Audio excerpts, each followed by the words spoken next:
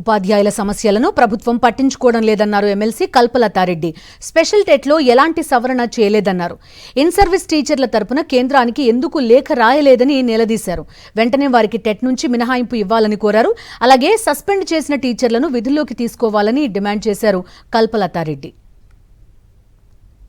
నేను అడుగుతున్నా, మీరు ఈ కేంద్ర ప్రభుత్వంలో భాగస్వాములు కదా, మీకున్న ఎంపీలతోనే ఈరోజు అక్కడ ప్రభుత్వం కూడా నడుస్తుంది కదా. ఈరోజు మీరు ఎందుకు ఈ టెట్కి సంబంధించి కేంద్ర ప్రభుత్వం మీద ఒత్తిడి తీసుకురాలేకున్నారు అని నేను ఈ విద్యాశాఖ మంత్రి గారిని అడుగుతున్నా. ఎందుకంటే ఈరోజు కూటమిలో కూడా భాగమే కదా.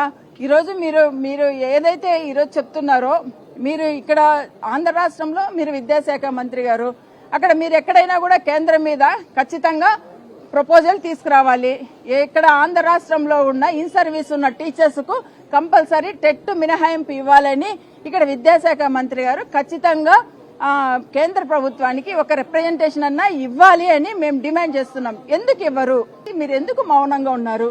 కేంద్ర ప్రభుత్వం దగ్గరికి మీరు ఎందుకు వెళ్ళట్లేదు? ఈ సబ్జెక్టు తీసుకుని కేంద్ర ప్రభుత్వం మీద మీరు ఎందుకు ఒత్తిడి తీసుకురాలేరు అని నేను విద్యాశాఖ మంత్రి గారిని అడుగుతున్నా.